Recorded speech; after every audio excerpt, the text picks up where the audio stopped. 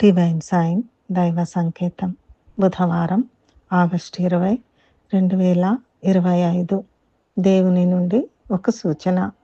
మలాకి 4:2 అయితే నా నామమందు భయభక్తులు గలవారగు మీకు నీతి సూర్యుడు ఉదయించును, అతని రెక్కలు ఆరోగ్యము కలుగజేయును. ఈనాటి దైవాంశము నీతి సూర్యుడు.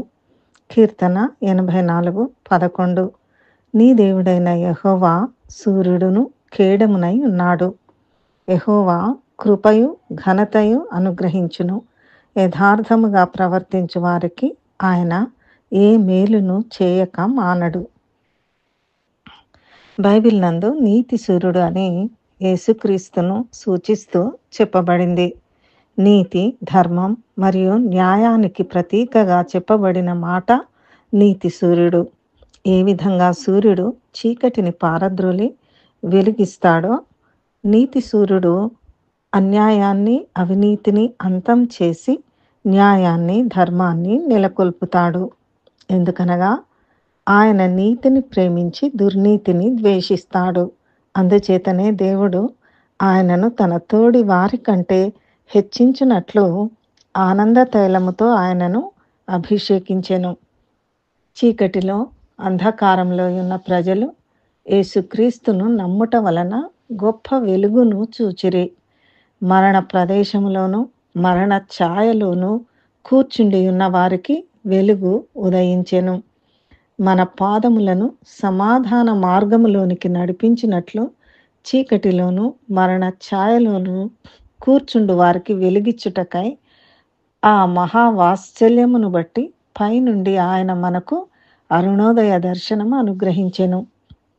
యోహాను 9:5-7 వరకు చూచినప్పుడు ఆయన, నేను ఈ లోకములో ఉన్నప్పుడు లోకమునకు వెలుగునని చెప్పెను. ఆయన ఇట్లు చెప్పి నేల మీద ఉమ్మి వేసి ఉమ్మితో బురద చేసి వాని కన్నుల మీద ఆ బురద పూసి, నీవు సిలోయము కోనేటికి వెళ్ళి అందులో కడుగుకొనుమని చెప్పెను. సిలోయమను మాటకు పంపబడిన వాడని అర్థము. వాడు వెళ్ళి కడుగుకొని చూపు గలవాడై వచ్చెను.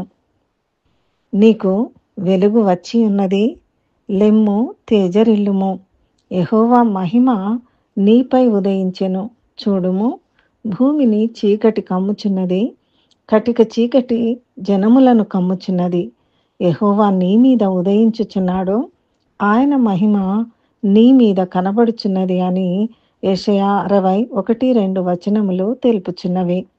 ఈ సందర్భముగా దేవుడు మనతో మాట్లాడుచున్న దైవాంశము కీర్తన 11:7.